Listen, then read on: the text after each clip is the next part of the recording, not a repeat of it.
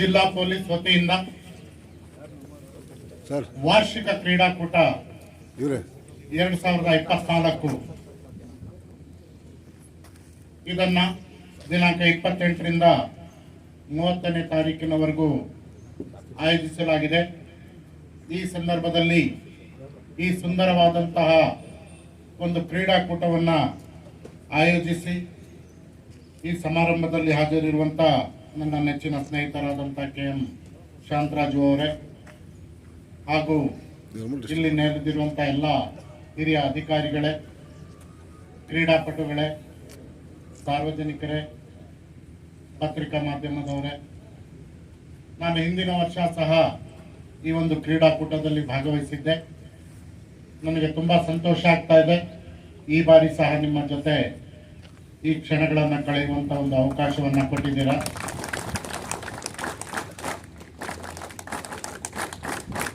So ಈ ಒಂದು police ಜಿಲ್ಲೆ ಆಗಿದ್ದಂಥ KGFನಲ್ಲಿ ಇಂಥ ಒಂದು ಉತ್ತಮವಾದಂಥ ವಾತಾವರಣ ನಾನು ಶಾಂತರಾಜ್ ಅವ್ರಿಗೆ ಹೇಳ್ತಾ ಇದ್ದೆ. ನಾನು ಇಲ್ಲಿ ನೋಡ್ತಾ ಇದ್ರೆ ಅಲ್ಲಿ ಮಡಿಕೇರಿನಲ್ಲೂ ಅಥವಾ ಒಂದು ಜಮ್ಮು ಕಾಶ್ಮೀರದಲ್ಲೂ ಇದ್ದಾಗೆ ಕಾಣ್ತಾ ಇದೆ. ಅಷ್ಟು ಸುಂದರವಾದಂಥ ಒಂದು ವಾತಾವರಣ, ಈ ಗ್ರೀನರಿ ಮತ್ತು ಇಂಥ ಒಂದು ವ್ಯವಸ್ಥೆಯಲ್ಲಿ ನೀವೆಲ್ಲ ಈ ಕ್ರೀಡಾಕೂಟವನ್ನು ಆಯೋಜಿಸಿದ್ದೀರಾ. ತುಂಬ ಸಂತೋಷ ಆಗ್ತಾ ಇದೆ. ಮತ್ತು ಲಾಸ್ಟ್ ಟೈಮು ನಾನು ಹೇಳ್ತಾ ಇದ್ದೆ, ಪೊಲೀಸ್ ಇಲಾಖೆಯ ಜೊತೆ ನಾನು ತುಂಬ ಒಡನಾಟ ಹೆಚ್ಚು ಇಟ್ಕೊಂಡಿದ್ದೇನೆ. ನನ್ನ ಇಬ್ಬರು ಆತ್ಮೀಯ ಸ್ನೇಹಿತರು, ಮೊದಲು ಶಾಂತರಾಜ್ ಮತ್ತು ನಾರಾಯಣ್ ಇದ್ದರು, ಈಗ ನಿಖಿಲ್ ಅವರು ಬಂದಿದ್ದಾರೆ. ಸೊ ಜಿಲ್ಲಾಡಳಿತ ವತಿಯಿಂದ ಸಾಮಾನ್ಯವಾಗಿ ಯಾವುದೇ ಒಂದು ಉತ್ತಮವಾದಂಥ ಸೌಲಭ್ಯವನ್ನು ಕಲ್ಪಿಸಬೇಕಾದ್ರೆ ನಾವು ಸಹ ಅದರಲ್ಲಿ ಆಸಕ್ತಿಯನ್ನು ತೋರಿದಾಗ ಮಾತ್ರ ಆಗುತ್ತೆ. ಇಂಥ ಸಂದರ್ಭದಲ್ಲಿ ನಾನು ಇಲ್ಲಿ ಕೋಲಾರ ಜಿಲ್ಲೆಗೆ ಬಂದ ನಂತರ ತುಂಬ ಒತ್ತನ್ನು ಈ ಒಂದು ಪೊಲೀಸ್ ಇಲಾಖೆಗೆ ಅದರ ಮೂಲಭೂತ ಸೌಕರ್ಯಗಳಿಗೆ ಕೊಡ್ತಾ ಇದ್ದೀನಿ. ಅದರಲ್ಲಿ ಪ್ರಮುಖವಾಗಿ ಕೋಲಾರ ಮತ್ತು ಇಡೀ ಜಿಲ್ಲೆಯಲ್ಲಿ ಟ್ರಾಫಿಕ್ ಸಿಗ್ನಲ್ಸ್ಗೆ, ಅಂದರೆ ನಮ್ಮ ಒಂದು ಟ್ರಾಫಿಕನ್ನು ಕಂಟ್ರೋಲ್ ಮಾಡೋದರಲ್ಲಿ, ಪ್ರಾಣವನ್ನು ಉಳಿಸೋದರಲ್ಲಿ, ಟ್ರಾಫಿಕ್ ಏಡ್ಸ್ ಇರಬಹುದು ಅಥವಾ ಟ್ರಾಫಿಕ್ ಸೌಲಭ್ಯಗಳಿರ್ಬೋದು, ಅದನ್ನು ಕೊಡಬೇಕಾಗುತ್ತೆ. ನಾನು ಇಡೀ ಜಿಲ್ಲೆಯಾದ್ಯಂತ ಪ್ರತಿ ತಾಲೂಕಿಗೂ ಸಹ ಅನುದಾನವನ್ನು ಕೊಟ್ಟು ಟ್ರಾಫಿಕ್ ಇಂಪ್ರೂವ್ಮೆಂಟ್ ಮಾಡೋದಕ್ಕೆ ಮತ್ತು ರೋಡ್ ಸೇಫ್ಟಿ ಬಗ್ಗೆ ಹಲವಾರು ಸಭೆಗಳನ್ನು ನಡೆಸಿ ಅದಕ್ಕೂ ಸಹ ಅನುದಾನವನ್ನು ಕೊಡುವುದರ ಬಗ್ಗೆ ಹೆಚ್ಚು ಒತ್ತನ್ನು ಕೊಟ್ಟಿದ್ದೇನೆ. ಎರಡನೇದಾಗಿ, ನಮ್ಮ ಏನು ಪೊಲೀಸ್ ಇಲಾಖೆಯಲ್ಲಿ ಇರುವಂಥ ಸಿಬ್ಬಂದಿಯವರು 24 ಗಂಟೆ ಕೆಲಸವನ್ನು ಮಾಡ್ತಾ ಇರ್ತಾರೆ. ಅವರಿಗೆ ಬೇಕಾದಂಥ ಮೂಲಭೂತ ಸೌಕರ್ಯಗಳು, ಎಸ್ಪೆಷಲಿ ನಮ್ಮ DR ಕ್ವಾರ್ಟರ್ಸ್ಗಳು ಏನಿದಾವೆ ಅಲ್ಲಿ ಮೂಲಭೂತ ಸೌಲಭ್ಯಗಳ ಕೊರತೆ ಇತ್ತು. ಕೋಲಾರ ಒಂದು ಹೆಡ್ ಕ್ವಾರ್ಟರಲ್ಲಿ ಅವ್ರಿಗೆ ಬೇಕಾದಂಥ ಎಲ್ಲ ರೀತಿಯ ರೋಡ್ಸ್ ಇರ್ಬೋದು, ಅಲ್ಲಿ ಕುಡಿಯೋ ನೀರಿನ ಸಮಸ್ಯೆ ಇತ್ತು. ಎರಗೋಳಿಂದ ಬಂದಂಥ ನೀರನ್ನು ಅವ್ರಿಗೆ ಇವತ್ತು ಸಪ್ಲೈ ಮಾಡ್ತಾ ಇದ್ವಿ. ಅದೇ ರೀತಿ ಸೋಲಾರ್ ಹೀಟರ್ಸನ್ನು ಹಾಕ್ಕೊಟ್ಟಿದ್ದೀವಿ. ಸೊ ಬಿಸಿ ನೀರಿನ ಒಂದು ವ್ಯವಸ್ಥೆಯನ್ನು ಮಾಡಿದ್ದೀವಿ. ಜೊತೆಗೆ ಗ್ರೌಂಡನ್ನು ಡೆವಲಪ್ ಮಾಡುವಂಥದ್ದು, ಶೌಚಾಲಯಗಳನ್ನು ಕಟ್ಟಿಕೊಡುವಂಥದ್ದು. ಸೊ ಹೀಗೆ ಎಲ್ಲವನ್ನ ನಾವು ಆದ್ಯತೆ ಮೇಲೆ ಮಾಡಿದ್ವಿ. ಅದೇ ರೀತಿ KGFಲ್ಲೂ ಸಹ ನಾವು ಆದ್ಯತೆ ಮೇಲೆ ಏನೇನೋ ಬೇಡಿಕೆಗಳು ಇಟ್ಟಿದ್ದಾರೆ ಅದನ್ನು ಎಲ್ಲವನ್ನು ನಾವು ಮಾಡಿಕೊಡ್ತೀವಿ. ಯಾವುದೇ ರೀತಿಯಾದಂಥ ಹಿಂಜರಿಯುವಂಥ ಕೆಲಸ ಇಲ್ಲ. ಅದರಲ್ಲೂ ದಾಖಲೆಗಳು, ನಾವು ಸುಮಾರು ವರ್ಷಗಳಿಂದ ನಾವು ದಾಖಲೆಗಳನ್ನು ಅಪ್ಡೇಟ್ ಮಾಡಿರಲಿಲ್ಲ, ನಿಮಗೆ ಗೊತ್ತಿದೆ. ನಾನು ಜಿಲ್ಲೆಗೆ ಬಂದ ನಂತರ ಎಸ್ಪೆಷಲಿ ಎಜುಕೇಷನ್ ಫೀಲ್ಡಲ್ಲಿ ನಮ್ಮಲ್ಲಿ 1950 ಶಾಲೆಗಳಿದ್ದಾವೆ. ಆ ಶಾಲೆಗಳಿಗೆ ಒಂದು ದಾಖಲೆ ಇರ್ತಾ ಇರಲಿಲ್ಲ. 100 ವರ್ಷಗಳ ಶಾಲೆಗಳಿದ್ರೂ ಸಹ ಅವರ ಹತ್ರ ದಾಖಲೆಗಳಿರಲಿಲ್ಲ. 1950 ಶಾಲೆಗಳಲ್ಲಿ ಇವತ್ತು 1700 ಶಾಲೆಗಳಿಗೆ ದಾಖಲೆಗಳನ್ನು ಮಾಡಿಕೊಟ್ಟಿದ್ದೀನಿ. RTC ಇರ್ಬೋದು, ಈ ಸ್ವತ್ತು ಇರ್ಬೋದು, ಅದೇ ರೀತಿ ಈ ಆಸ್ತಿ ಇರ್ಬೋದು. ಹಾಗೆ ಅಂಗನವಾಡಿ ಕೇಂದ್ರಗಳು ಸುಮಾರು 2100 ಅಂಗನವಾಡಿ ಕೇಂದ್ರಗಳಿದ್ದಾವೆ, ಅವುಗಳಿಗೂ ಮಾಡಿಕೊಟ್ಟಿದ್ದೀವಿ. ಸೊ ಹೀಗೆ ಆದ್ಯತೆ ಮೇಲೆ ನಮ್ಮ ಪೊಲೀಸ್ ಇಲಾಖೆಯಲ್ಲಿ ಕೋಲಾರ ಮತ್ತು KGF ಅಲ್ಲಿ ಇರುವಂಥ ಎಲ್ಲ ಸ್ಟೇಷನ್ಗಳಿರ್ಬೋದು ಅಥವಾ ಅವರ ಒಂದು ಆಸ್ತಿಗಳಿರ್ಬೋದು, ಅವುಗಳಿಗೆ ಬೇಕಾದಂಥ ಒಂದು ಈ ಸ್ವತ್ತು ಈ ಆಸ್ತಿಗಳನ್ನು ಮಾಡಿಕೊಡುವಂಥ ಕೆಲಸಕ್ಕೆ ಕೈಯನ್ನು ಹಾಕಿದ್ದೇವೆ, ಅದರಲ್ಲಿ ಮಾಡಿಕೊಡ್ತಾ ಇದ್ವಿ. ಜೊತೆಗೆ ನಮ್ಮ ಗೃಹ ಮಂತ್ರಿಗಳು ಇಲ್ಲಿ ಬಂದಾಗ ಒಂದು ವಿಷಯವನ್ನು ನಮ್ಮ ಶಾಸಕರು, ಇಲ್ಲಿನ ಸ್ಥಳೀಯ ಶಾಸಕರು ಪ್ರಸ್ತಾಪ ಮಾಡಿದ್ರು. ನಮಗೆ ಇಲ್ಲಿ ಒಂದು ರಿಸರ್ವ್ ಪೊಲೀಸ್ಗೆ ಅವಕಾಶ ಮಾಡಿಕೊಡಿ ಅಂತ. ಅವರು ಕೇಳಿದ್ದು ಒಂದೇ, ಜಾಗ ಕೊಡ್ತೀವಿ ಅಂತ ಹೇಳಿದ್ರು.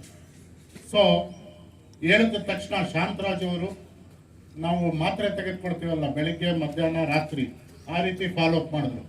ಸರ್ ನಮ್ಮ ಜಾಗ ಏನಾಯಿತು, 100 ಎಕರೆ ಜಾಗ ಬೇಕು. ಸೊ ಹೀಗೆ ಫಾಲೋ ಅಪ್ ಯಾವ ರೀತಿ ಅವ್ರಿಗೆ 100 ಎಕರೆ ಜಾಗವನ್ನು ಕೊಟ್ಟಿದ್ದೀವಿ. ಇದನ್ನು ನಮ್ಮ ಗೃಹ ಮಂತ್ರಿಗಳು ಮತ್ತು DG ಅವರು ಅವರ ಒಂದು ಸಮ್ಮೇಳನದಲ್ಲಿ ಶಾಂತರಾಜ್ ಅವರಿಗೆ ತುಂಬ ಅಪ್ರಿಷಿಯೇಟ್ ಮಾಡಿದ್ದಾರೆ. ಯಾಕಂದರೆ ಅವರ ಫಾಲೋ ಅಪ್ ಇಂದ ಈ ಕೆಲಸ ಆಯಿತು ಅಂತ. ಸೊ ಮುಂದಿನ ದಿನಗಳಲ್ಲಿ ಈ IRB ಬಂದರೆ ಇಲ್ಲಿನ ಒಂದು ವ್ಯವಸ್ಥೆ, ಇಲ್ಲಿನ ಒಂದು ಮೂಲಭೂತ ಸೌಕರ್ಯಗಳು ಇನ್ನೂ ಹೆಚ್ಚಾಗ್ತದೆ. ಮತ್ತು KGFಗೆ ಅದು ಒಂದು ಹೆಮ್ಮೆ ಅಂತ ಹೇಳ್ಬೋದು. ಯಾಕಂದರೆ ಈ ರೀಜನ್ನಲ್ಲಿ IRB ಎಲ್ಲೂ ನಾವು ಕಾಣೋದಕ್ಕೆ ಸಾಧ್ಯ ಇಲ್ಲ. ಇಲ್ಲಿ ಬಂದಾಗ ಇಲ್ಲಿ ಶಾಂತಿ ಸುವ್ಯವಸ್ಥೆ ಕಾಪಾಡೋದ್ರಲ್ಲಿ ಪ್ರಮುಖ ಪಾತ್ರ ವಹಿಸುತ್ತೆ. ಸೊ ಹೀಗೆ ಓವರಾಲ್ ನಾವಿವತ್ತು ಈ ಒಂದು ಪೊಲೀಸ್ ಇಲಾಖೆ ಜೊತೆ ಜಿಲ್ಲಾಡಳಿತ ಒಡನಾಟವನ್ನು ಇಟ್ಕೊಂಡು ನಾವು ಮ್ಯೂಚುವಲ್ ಆಗಿ ಎಲ್ಲ ಕೆಲಸಗಳನ್ನು ಸುಸೂತ್ರವಾಗಿ ಮಾಡ್ತಾ ಇದ್ದೇವೆ.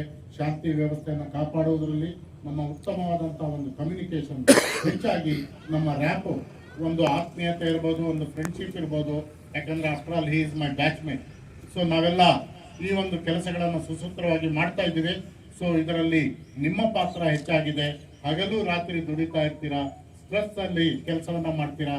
ನೀವು ನೋಡಿರ್ಬೋದು, ನಾನು ಸಹ ನಮ್ಮ ರೆವಿನ್ಯೂ ಇಲಾಖೆಯನ್ನ, ಪೊಲೀಸ್ ಇಲಾಖೆ ಯಾವ ರೀತಿ 24 ಗಂಟೆ ಟ್ರ್ಯಾಕ್ ಮಾಡಿ ಕೆಲಸವನ್ನ ಮಾಡಿಸ್ತಾ ಇದ್ದಾರೆ, ಇವತ್ತು ನಮ್ಮ ರೆವಿನ್ಯೂ ಇಲಾಖೆ ಸಹ ಅದೇ ರೀತಿ ಕೆಲಸವನ್ನ ಮಾಡ್ತಾ ಇದೆ. ನಾನು ಬಂದ ನಂತರ ಇಡೀ ರಾಜ್ಯದಲ್ಲಿ ಫ್ರೂಟ್ಸ್ ಅನ್ನು ಅಪ್ಡೇಟ್ ಮಾಡುವಂತ ಫ್ರೂಟ್ಸ್ ID ಅಂತ ಹೇಳ್ತೀವಿ. ಸೊ ಜನರಿಗೆ ಪರಿಹಾರವನ್ನು ಕೊಡೋದಕ್ಕೋಸ್ಕರ ಮಾಡುವಂತ ಕೆಲಸ ಅದು. ಆಧಾರ್ ಸೀಡಿಂಗ್ ಇರ್ಬೋದು, ಅಥವಾ ನಮ್ಮ PM ಕಿಸಾನ್ ಆಧಾರ್ ಲಿಂಕ್ ಮಾಡುವಂಥದ್ದು ಇರ್ಬೋದು, ಲ್ಯಾಂಡ್ ಸರ್ಕಾರಿ ಆಸ್ತಿಗಳನ್ನು ರಕ್ಷಣೆ ಮಾಡುವಂಥದ್ದು ಇರ್ಬೋದು, ಕೋರ್ಟ್ ಕೇಸ್ಗಳನ್ನು ಡಿಸ್ಪೋಸ್ ಮಾಡುವಂಥದ್ದು ಇರ್ಬೋದು. ಸೊ ಹೀಗೆ ಹಲವಾರು ರೀತಿಯಲ್ಲಿ ನಮ್ಮ ವಿಲೇಜ್ ಅಕೌಂಟೆಂಟ್, ರೆವಿನ್ಯೂ ಇನ್ಸ್ಪೆಕ್ಟರ್ ಮೇಲೆ ಒತ್ತಡವನ್ನು ಹೇರಿ ನಾವು ಈ ಒಂದು ಕೆಲಸವನ್ನು ಯಶಸ್ವಿಯಾಗಿ ಮಾಡಿ ಇಡೀ ರಾಜ್ಯದಲ್ಲಿ 5 ಪ್ಯಾರಾಮೀಟರ್ಸ್ ಅಲ್ಲಿ AJSK ಇರ್ಬೋದು, ನಾಡ ಕಚೇರಿಗಳಲ್ಲಿರ್ಬೋದು, ಸಕಾಲದಲ್ಲಿರ್ಬೋದು, ನಮ್ಮ ಕೋಲಾರ ಜಿಲ್ಲೆ 29-30ನೇ ಸ್ಥಾನದಲ್ಲಿತ್ತು, ಇವತ್ತು 1ನೇ ಸ್ಥಾನದಲ್ಲಿ ಇರೋದನ್ನು ನಾವು ಕಾಣಬಹುದು. ಸೊ ಹಾಗೆ ಪೊಲೀಸ್ ಇಲಾಖೆ, ರೆವಿನ್ಯೂ ಇಲಾಖೆ ಮತ್ತು ನಮ್ಮ ಎಲ್ಲ ಅರ್ಬನ್ ಡೆವಲಪ್ಮೆಂಟ್ ಇರ್ಬೋದು, ಎಲ್ಲ ಇಲಾಖೆಗಳು ಇವತ್ತು ಉತ್ತಮವಾದಂಥ ಸೇವೆಯನ್ನು ಸಾರ್ವಜನಿಕರಿಗೆ ನೀಡ್ತಾ ಇದ್ದಾರೆ. ಸೊ ಅದರಲ್ಲಿ ಎಸ್ಪೆಷಲಿ ಪೊಲೀಸ್ ಇಲಾಖೆ 24 ಗಂಟೆ, ಅಂದರೆ ನಾವು ಬೆಳಗ್ಗೆ ಎದ್ದ ತಕ್ಷಣ ನಮ್ಮನ್ನ ರಕ್ಷಣೆ ಮಾಡುವಂಥ ಕೆಲಸವನ್ನ ಮಾಡ್ತೀರಾ, ಅದೇ ರೀತಿ ನಾವು ಮಲಗಿದ ಮೇಲೂ ನಮ್ಮ ರಕ್ಷಣೆಯನ್ನು ನೀವು ನೋಡ್ಕೊಳ್ತಾ ಇರ್ತೀರಾ. ಸೊ ಶಾಂತಿ ಸುವ್ಯವಸ್ಥೆಯನ್ನು ಕಾಪಾಡ್ತಾ ಇದ್ದೀರಾ, ಅಹಿತಕರ ಘಟನೆಗಳು ನಡೆದಂತೆ ನೋಡ್ಕೊಳ್ತಾ ಇದ್ದೀರಾ. ಇನ್ಸಿಡೆಂಟ್ ಫ್ರೀ ಅಂತಾರೆ ಪೊಲೀಸ್ ಭಾಷೆಯಲ್ಲಿ. ಸೊ ಯಾವುದೇ ಒಂದು ಇನ್ಸಿಡೆಂಟ್ ನಡೆದಾಗೆ ನೀವು ಈ ಒಂದು ಜಿಲ್ಲೆಯಲ್ಲಿ ಉತ್ತಮವಾದಂಥ ಕೆಲಸವನ್ನು ನಿರ್ವಹಿಸ್ತಾ ಇದ್ದೀರಾ. ಸೊ ಇದರ ಹೊರತಾಗಿ ನಾವು ವರ್ಷಕ್ಕೆ ಒಮ್ಮೆ ನಿಮಗೆ ನಿಮ್ಮ ಒಂದು ಕ್ರೀಡಾ ಒಂದು ಪ್ರೋತ್ಸಾಹಕ್ಕೆ ಈ ಒಂದು ಕಾರ್ಯಕ್ರಮಗಳನ್ನು ಆಯೋಜನೆ ಮಾಡ್ತೀವಿ. ನಿಮ್ಮಲ್ಲಿ ಇರುವಂಥ ಪ್ರತಿಭೆ, ನಾವು ಕೇವಲ ಇಲ್ಲಿ ನೀವು ಈ ಒಂದು ಆಯೋಜನೆಯಲ್ಲಿ ಸುಮಾರು ಕ್ರೀಡಾಪಟುಗಳಿದ್ದೀರಾ, ನಿಮ್ಮ ಪ್ರತಿಭೆಗಳನ್ನು ಹೊರಹೊಮ್ಮಿ ಬರುತ್ತೆ, ಅದನ್ನು ಪ್ರೋತ್ಸಾಹಕ್ಕೆ ಈ ಒಂದು ಕ್ರೀಡಾಕೂಟವನ್ನು ಆಯೋಜಿಸಲಾಗಿದೆ. ಸೊ ಇದರ ಜೊತೆಗೆ ನೀವು ಇಲ್ಲಿ ಕೇವಲ ನಿಮ್ಮ ಸ್ಪೋರ್ಟ್ಸ್ಮನ್ ಸ್ಪಿರಿಟ್ ಅನ್ನು ತೋರಿಸ್ಬೇಕು, ಕ್ರೀಡಾ ಮನೋಭಾವವನ್ನು ತೋರಿಸ್ಬೇಕು. ಆಗಲೇ SP ಅವರು ಹೇಳಿದ್ರು, ಯಾರೇ ಗೆದ್ರು KGF ನವರೇ ಗೆಲ್ತೀರಾ. ಸೊ ಆದ್ರಿಂದ ಇವತ್ತು ಆ ಕ್ರೀಡಾ ಮನೋಭಾವದಿಂದ ಒಂದು ಕ್ರೀಡೆಯನ್ನ ಆಡಿ ನಂತರ ರಾಜ್ಯ ಮಟ್ಟದಲ್ಲಿ ನೀವು ಪ್ರತಿನಿಧಿಸಬೇಕು, ರಾಷ್ಟ್ರ ಮಟ್ಟದಲ್ಲಿ ಪ್ರತಿನಿಧಿಸಬೇಕು. ನಿಮ್ಗೆ ಏನ್ ಎನ್ಕರೇಜ್ಮೆಂಟ್ ಬೇಕು ಹೇಳಿ, ರಾಜ್ಯ ಮತ್ತು ರಾಷ್ಟ್ರ ಮಟ್ಟಕ್ಕೆ ಹೋಗೋದಕ್ಕೆ ನಾವು ಮತ್ತೆ ನಮ್ಮ SP ಅವರಿದ್ದೀವಿ, ನಿಮಗೆ ಪ್ರೋತ್ಸಾಹ ನೀಡ್ತೀವಿ. ಸೊ ಮುಂದಿನ ದಿನಗಳಲ್ಲಿ ಯಶಸ್ವಿಯಾಗಿ ಈ ಕ್ರೀಡಾಕೂಟವನ್ನ ನಡೆಸಿ ನೀವು ನಮ್ಮ ಜಿಲ್ಲೆಯ ಹೆಸರನ್ನ ರಾಜ್ಯ ಮತ್ತು ರಾಷ್ಟ್ರ ಮಟ್ಟದಲ್ಲಿಯೂ ಸಹ ಬೆಳೆಸಬೇಕು ಅಂತ ಹೇಳಿ ಇವತ್ತು ನನಗೆ ಕರೆದು ಮಾತನಾಡೋದಕ್ಕೆ ಅವಕಾಶ ಮಾಡಿಕೊಟ್ಟ ನಿಮ್ಮೆಲ್ಲರಿಗೆ ವಂದಿಸುತ್ತಾ ನನ್ನ ಮಾತನ್ನು ಮುಗಿಸ್ತೇನೆ. Thank you. ನಿವೃತ್ತ ಪೊಲೀಸ್ ಅಧಿಕಾರಿಗಳು, ಪತ್ರಿಕಾ ಪ್ರತಿನಿಧಿಗಳು, ಪ್ರಿಂಟ್ ಅಂಡ್ ಟೆಲಿವಿಷನ್ ಮೀಡಿಯಾ ಹಾಗೂ last but not the least ಎಲ್ಲ ನಮ್ಮ ಅಧಿಕಾರಿ ಸಿಬ್ಬಂದಿಯವರು ಮತ್ತು ಇಲ್ಲಿ ನೆರೆದಿರ್ತಕ್ಕಂಥ ಎಲ್ಲ ಕ್ರೀಡಾಳುಗಳು, ಈ ಒಂದು ಕಾರ್ಯಕ್ರಮದಲ್ಲಿ ನಮ್ಮ DSP ಸಾಹೇಬರು ಸಹ ಉಪಸ್ಥಿತರಿರ್ತಾರೆ. ಅವ್ರಿಗೂ ಸಹ ನಮ್ಮ KGF ಜಿಲ್ಲಾ ಪೊಲೀಸ್ ವತಿಯಿಂದ ತುಂಬು ಹೃದಯದ ಸ್ವಾಗತವನ್ನ ಬಯಸುತ್ತಿದ್ದೇನೆ.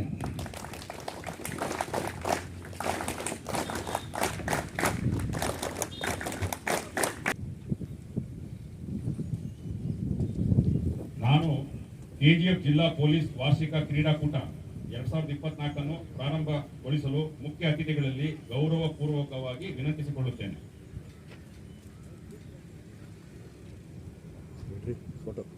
ನಾನು 2024ನೇ ಸಾಲಿನ KGF ಜಿಲ್ಲಾ ಪೊಲೀಸ್ ವಾರ್ಷಿಕ ಕ್ರೀಡಾಕೂಟವನ್ನು ಉದ್ಘಾಟಿಸುತ್ತಿದ್ದೇನೆ.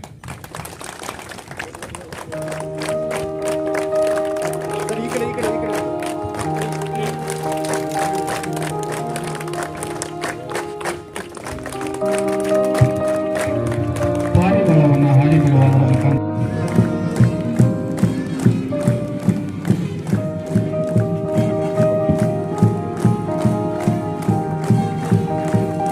ರಾಮಚಂದ್ರ ಎಸ್ಎಸ್ಸಿ ಕೋಲಾರ ಜಿಲ್ಲೆಯ ಮುಳಬಾಗಿಲು ತಾಲೂಕಿನ ರಾಜಂಗಹಳ್ಳಿ ಗ್ರಾಮದಲ್ಲಿ ತಾಯಿ ರಾಣಿಯಮ್ಮ ವೆಂಕಟರಾಮಪ್ಪ ಅವರ ಸುಪರ್ಣದಲ್ಲಿ ಪೊಲೀಸ್ ಇಲಾಖೆಗೆ ನೇಮಕವಾಗಿದ್ದಾರೆ. ಇವರು ಕಳೆದ 2 ವರ್ಷಗಳಿಂದ ಸತತವಾಗಿ ಆಲ್ ಬೆಸ್ಟ್ ಆಗಿ ಹೊರಹೊಮ್ಮಿದ್ದಾರೆ. ಹೈ ಜಂಪ್ನಲ್ಲಿ ವೃತ್ತಿ ಸ್ಥಾನವನ್ನು ಪಡೆದು ಆಲ್ ಬೆಸ್ಟ್ ಆಗಿ ಹೊರಹೊಮ್ಮಿದ್ದಾರೆ.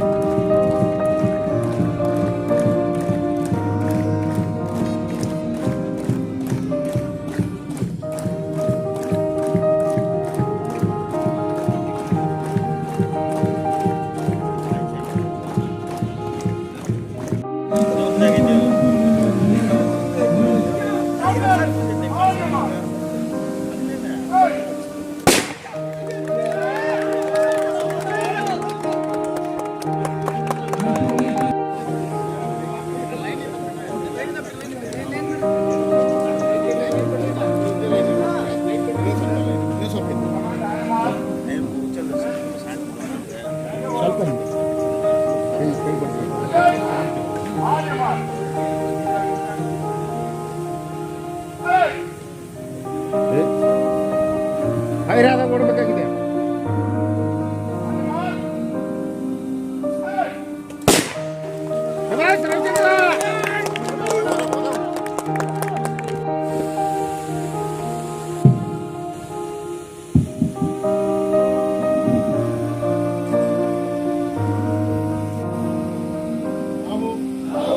KGF ಜಿಲ್ಲಾ ಪೊಲೀಸ್ ವಾರ್ಷಿಕ ಕ್ರೀಡಾಕೂಟದಲ್ಲಿ ನೈಜ ಕ್ರೀಡಾ ಸ್ಫೂರ್ತಿಯಿಂದ ಕ್ರೀಡೆಯ ಉಜ್ವಲತೆಗೆ ಹಾಗೂ ಕ್ರೀಡೆಯ ಅಭಿವೃದ್ಧಿಗಾಗಿ ಶ್ರಮಿಸುತ್ತಾ ಕ್ರೀಡಾ ನಿಯಮಗಳಿಗೆ ಬದ್ಧರಾಗಿ ಪರಸ್ಪರ ಸ್ನೇಹ ಮನೋಭಾವದಿಂದ ಭಾಗವಹಿಸುತ್ತೇವೆಂದು ಪ್ರತಿಜ್ಞೆ ಮಾಡುತ್ತೇವೆ. ಜೈ ಹಿಂದ್, ಜೈ ಹಿಂದ್, ಜೈ ಹಿಂದ್.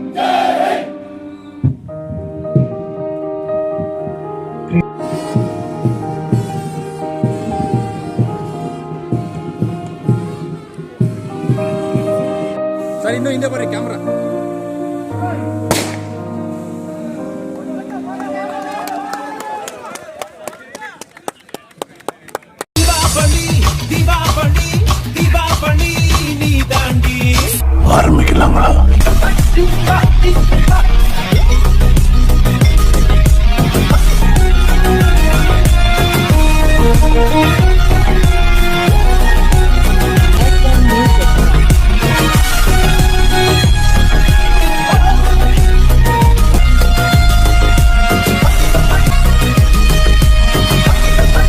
தரம் என்றும் நிரந்தரம், தரம் என்றும் நிரந்தரம், தரம் என்றும் நிரந்தரம். வாங்க.